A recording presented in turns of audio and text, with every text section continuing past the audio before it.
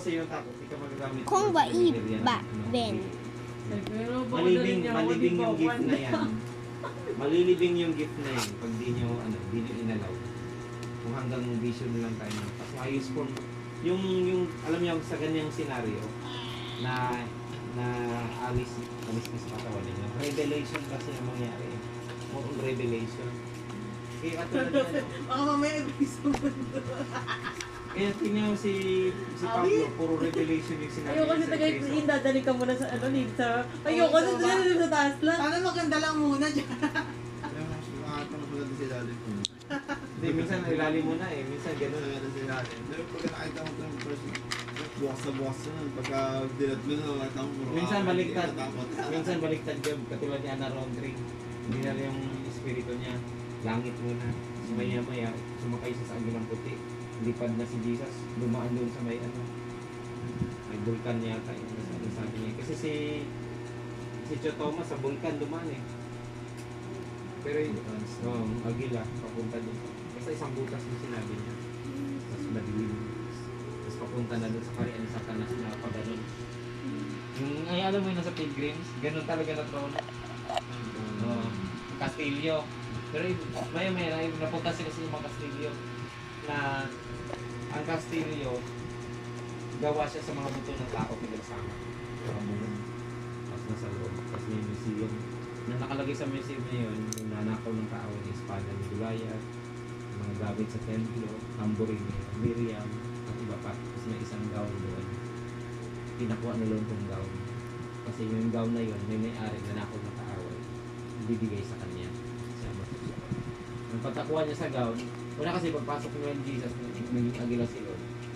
Maraming demonyo, di na nakagalaw yung mga demonyo, paralyzed na lahat. Gumagalaw lang yung mata, tumitingin sa kanila. Nung pag-break niya ng glass, pagkakuha niya dun sa saka nakagalaw yung mga demons. Nagmamadali dito sa agad sa kay Jesus. Paglipad nila, Butterfly. habol na habol yung mga demonyo. Ang mission niya doon, kaya ilalig siya sa kanyang katawan kasi may pinakuha na nakaw ng kaaway na nasa Indian, yung gown.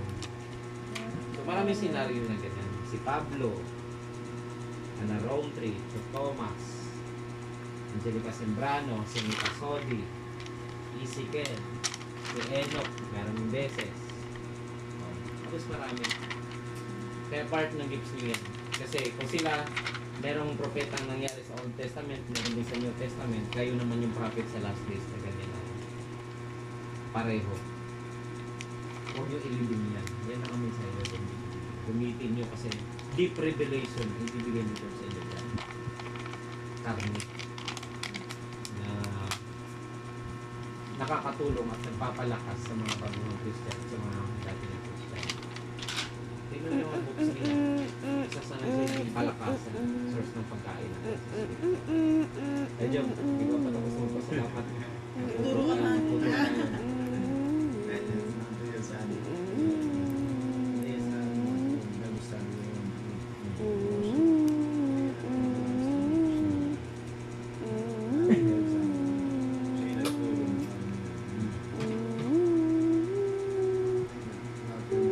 Ba't nakasama sila Joby yan?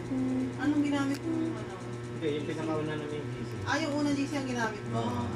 Nandun sila si Days. Kaya Sige, pala. Jones.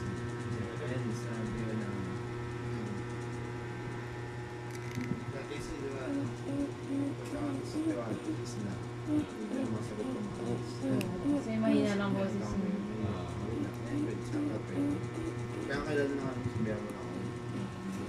Pero sa regarding dun sa ano natin, parang iba eh. Kung kailan lang siya. Great. Pero next week, every week meron na tayo. Parang ma-burden na si Kung Alonso, magkaroon siya kabigatan. kawawa naman doon kasi sa nga lang walang naging makatandem ba? Na ano yun yung may